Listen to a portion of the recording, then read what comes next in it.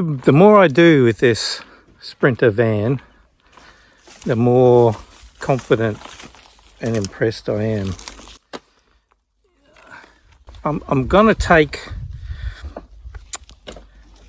There's a very prominent YouTuber who is doing a high ace four-wheel drive conversion van. When he was doing his intro with that, he was saying, well, two things. One, he was saying he wasn't counting modified Sprinters because they were modified, when people were talking in the comments about locking diffs and all the rest of it. But the high ace is completely modified. It's built on Hilux running gear and all that sort of stuff, which is fine. It's a good idea. It's not as roomy as this. You can't stand up in it. But the thing that got me, he dismissed the Sprinter as not really being a four-wheel drive. I'm going to say that's rubbish. I know it's not a rock crawler, but for overlanding, I very much doubt there'd be too many places that you would contemplate going with a loaded van full of all your possessions, that this thing wouldn't go. Anyway, that's my story at the moment. I could be proven wrong, but that's what I think. I think it's done pretty darn well. Pretty darn well. That last hill, I mean, the video probably doesn't show the roughness of it as videos don't, but that was pretty gnarly. I could hear it scratching and scrambling, but you've learned how to drive it, I think, too, and just keep the foot down, whereas before you go, oh no, I mightn't do it now, it just does it. So just let it have its head. Yeah, and the bigger, taller tyres and, you know, all that sort of stuff. And I'm going to also throw out there that I think a limited slip diff in one of these is not worth the money. Well, might be that bit better, who knows, we haven't got one, so. Well, we haven't got one, and I'm sure it would make things easier, but the fact that you've got an open diff between the front and the rear axle, to me, I don't see, you're making yourself a really good two-wheel drive van, to be honest. And the four-wheel drive system on this, probably in everything bar sand, seems to be pretty handy, actually.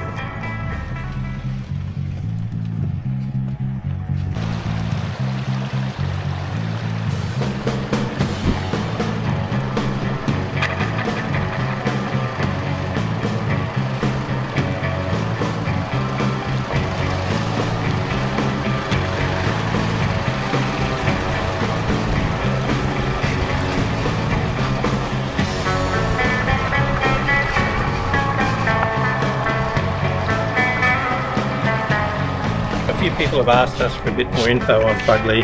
Fugly is a 2016 Mercedes Sprinter, mid-wheelbase, high roof, four-wheel drive. It has the 2.2 turbo diesel engine. It's an auto, which is probably not my preference, but it has high and low range, and the four-wheel drive is selectable. Mostly you leave it in two-wheel drive. At this point I'll explain that we have picked the best bits from a few different attempts at this outside van walk around video. Because of this, you may notice some subtle changes from scene to scene and some horrible background noises. We apologise. We have this bull bar which I made.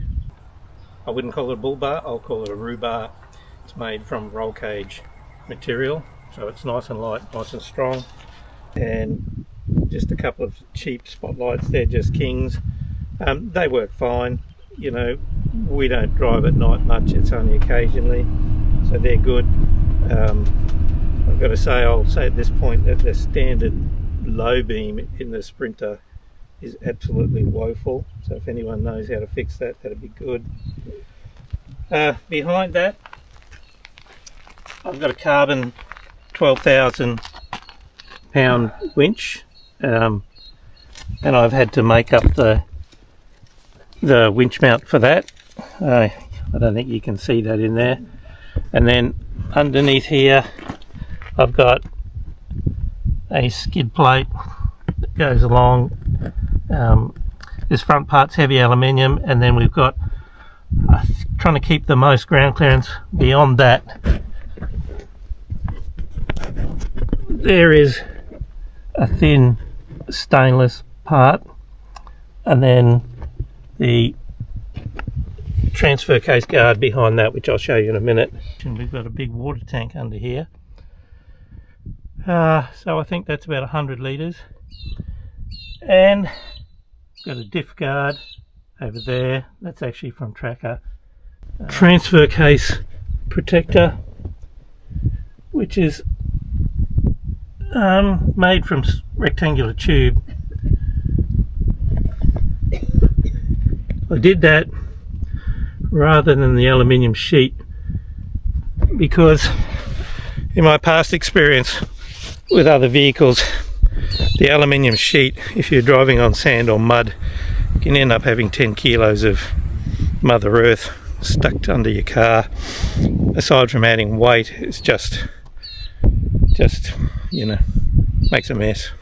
And when you bring it home and clean it, you end up with you know, 2 wheelbarrows full of crud in your driveway.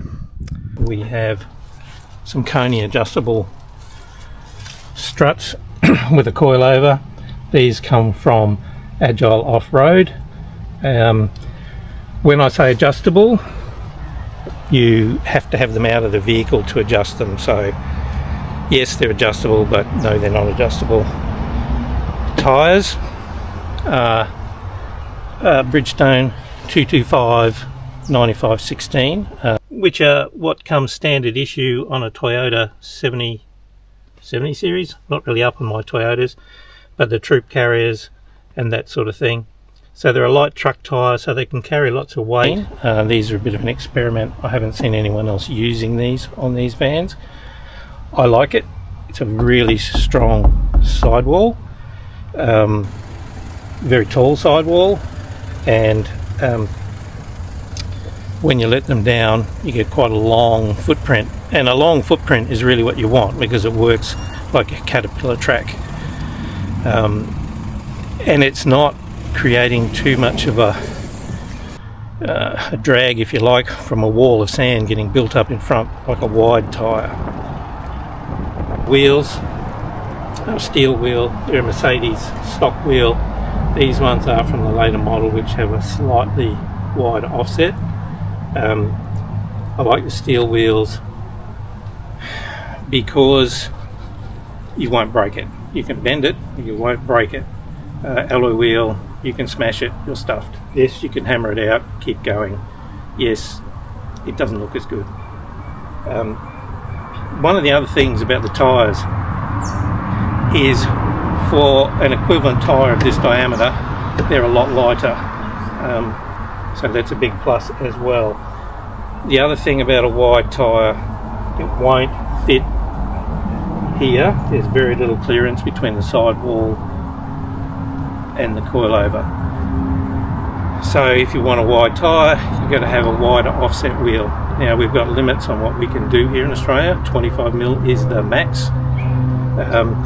But you're also, as well as that side of it, you've got to consider your scrub angles and the extra load on the wheel bearings, and you know, it's extra leverage. Simply extra leverage puts more strain on everything. In the back we have, also from Agile Off-Road, some Fox remote reservoir adjustable shock absorbers. Up here we have the Van Compass reinforced top shock mount. I actually believe that shock mount really is imperative from what I've seen. The original one is single shear, which anyone will tell you in an off-road situation is a recipe for disaster. The other thing we have in the back here is an extra leaf fitted, and the original leaves have been retensioned. These leaves were done by Tucker's Suspension down the Gold Coast. Highly recommend them. Great job, great price. So all these metal brake lines I've put, and the wires here to the wheel speed sensors, I've covered them up with protective conduit. Flying rocks, you know, on the gravel roads can definitely cause you some grief with some of these sorts of things.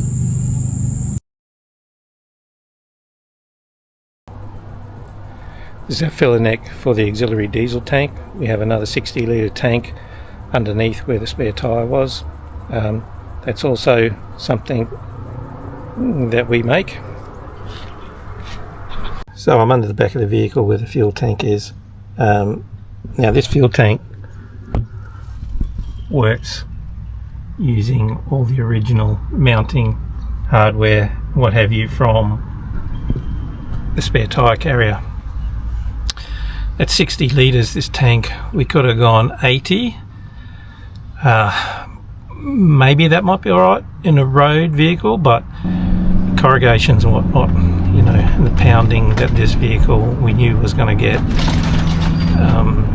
80 litres is a lot of weight to hang off those original mounts that are really only engineered probably to take the weight of a tyre.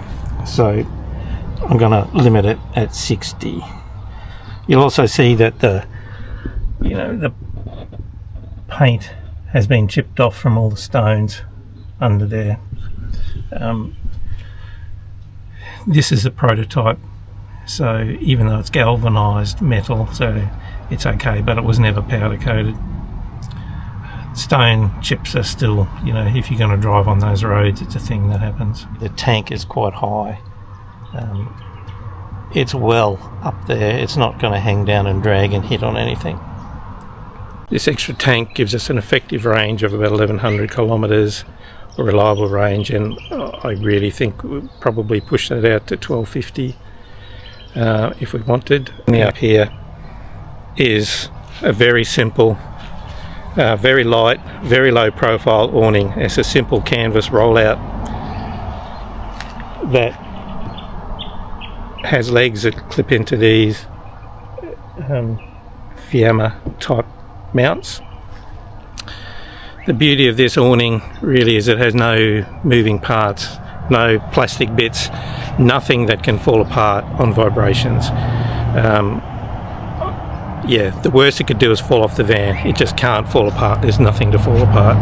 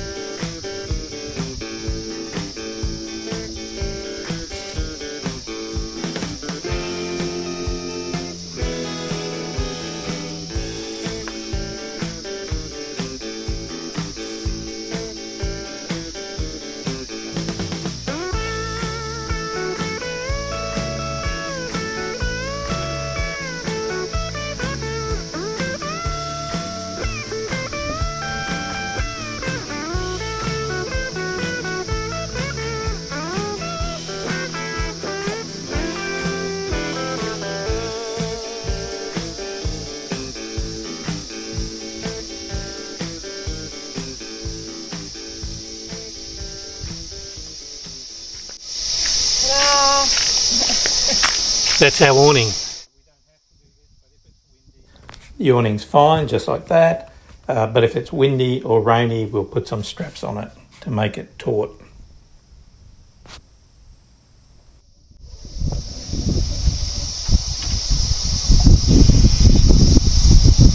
Just put that on there.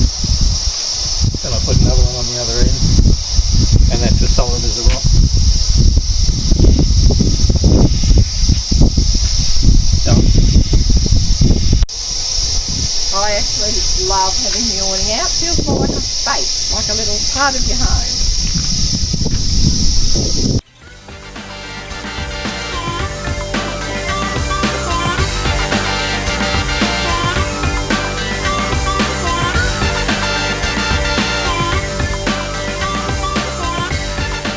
Okay, so this tyre carrier and MaxTrack carrier is another Fug Van product that I make.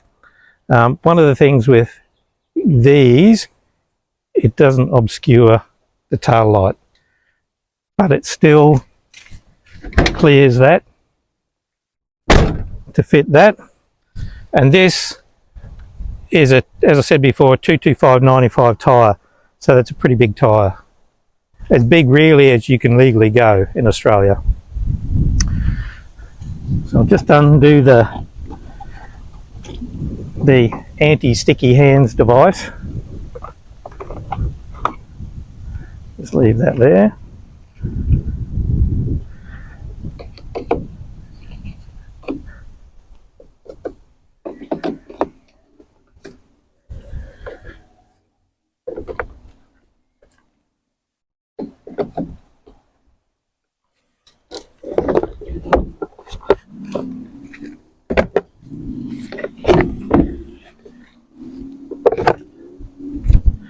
So that's how simple it is to get your MaxTracks off.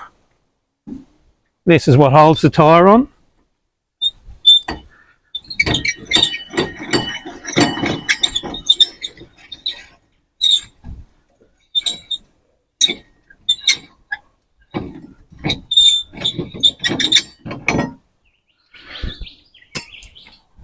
This nice big rubber block, which will work with all sorts of different size wheels.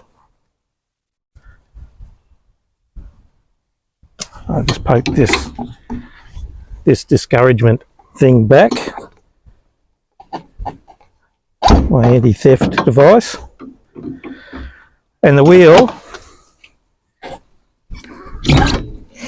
really simple to put on and off. Instead of trying to balance wheel nuts up and all the rest of it, it's quite easy.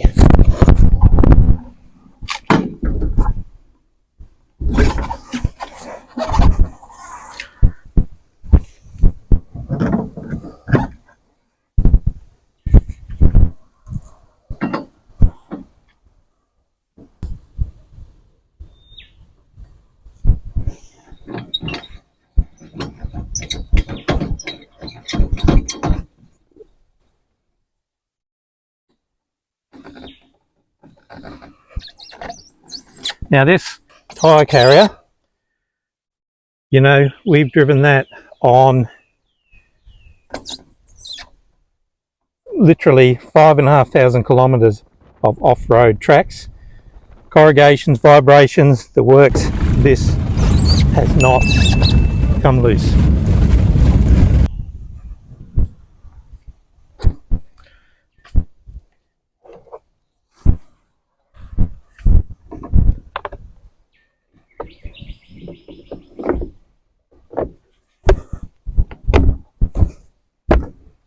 If you're bogged somewhere, easy to get the MaxTracks.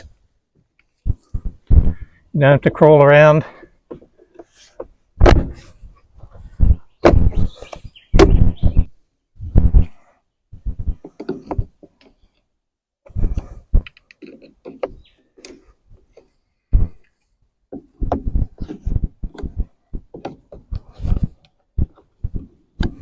Simple, as they say.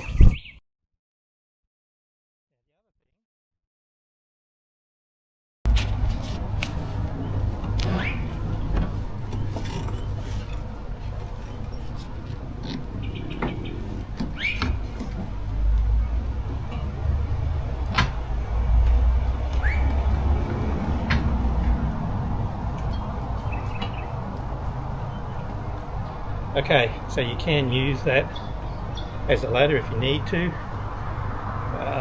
Judge your own capabilities of that. I don't recommend it, but you can do it. So up here on the roof, we've got the Max fan, this little platform that I'm sitting on, which carries the shovel, and then behind me there's a 550 watts of solar. And the awning, as I said, is super low profile. It really is no taller than the solar panels. Tree branches are the thing that's going to stop these vehicles as much as anything. That's what we've discovered. So the lower profile that awning is, the better. And it's light. It's a very light awning.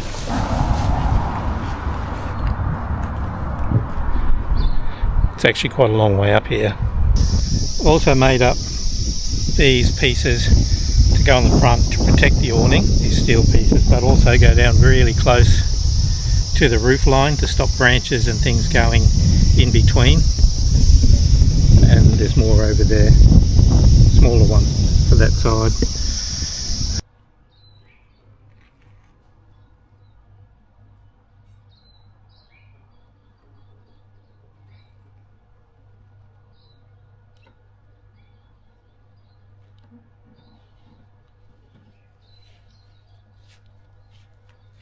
Ta-da! There's a couple of little things to show you under the bonnet. First one is pre-filter, diesel pre-filter. I could not buy a decent mount for one of these, so I had to make that. Maybe I'll make some more, we'll see. Down here further, below that, we have an isolator switch for the winch, but one of the best things, and you'll use it all the time, is an ARB air pump. Use that a lot. Great thing. Another little thing that I do is just put these cable ties over the corners of the air cleaner housing. The air cleaner housing on these seem to have an issue with stripping the bolts. Not when you're doing them up too tight. It's actually, they've been there, you go to change your filter, you go to unscrew them, and the screws pull the plastic threads out with them. There's a few things on these sprinters that are quite frankly rubbish, and that's one of them.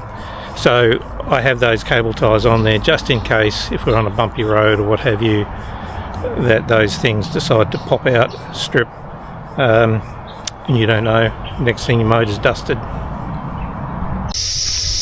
At the Packer Fugly, obviously the door's open. We can actually open them quite wide if we want, although I generally don't tend to do that. So we've got this panel here which we can keep secure. It's got padlocks at the top. I can take those padlocks out and just take the whole thing out and it slides down the side here, or I can put an extra padlock on the bottom on each side. It's very secure. We can sleep in the back with the doors open at night. No one can see what's in there, no one can pinch what's in there, so that's all good. Fridge can still breathe fresh air. If I open this up,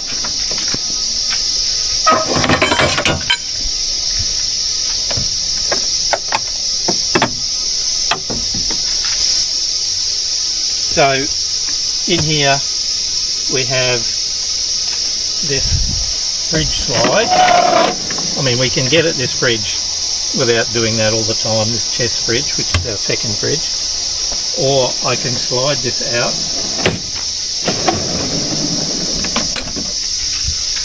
and that allows me to get at our firewood boxes. So we have two boxes of firewood, so we can stop along the way, collect firewood, seal them up in there, just in case there's any scorpions or things we don't really want to be getting inside the van. On top of there's just a collapsible fire pit that we can use, ladder, little table. on the other side there,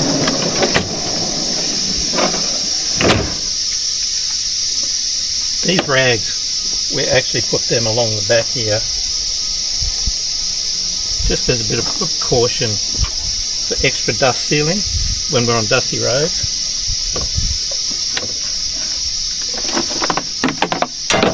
This is our shower tray. Saves us getting dirty feet. You know, so you can stand in there, have your shower. Shower mixer, hot and cold. Hot water system's just there, 12 volt hot water system. That's all good. That's obviously feeding from one of the 2 tanks that we have. This tank here is a wheel arch tank, which carries 45 litres of water. There's another one underneath, carries just over 100. So we've got about 150 litres of water because there's a fair bit of piping in there. Hot water system there's storage shelves up there. We keep lots of different things here. These up here to carry the handlebars of our bikes. We can put 2 bikes in there if we take the front wheels off. Right down the back that you can see down there, we have another spare tyre. So that allows us to have 2 spare tyres. Hooks all around the back here to hang bags, backpacks, different things. Storage over there, storage over here. More storage down behind the fridge underneath here. And so we keep recovery gear there, odds and sods, all sorts of different things in there. So when we arrive at camp, we just open this up.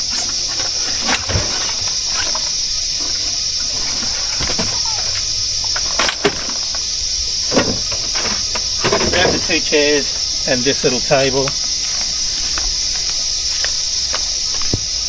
Normally when we set up camp, it's in the afternoon, so we've got shade from the van.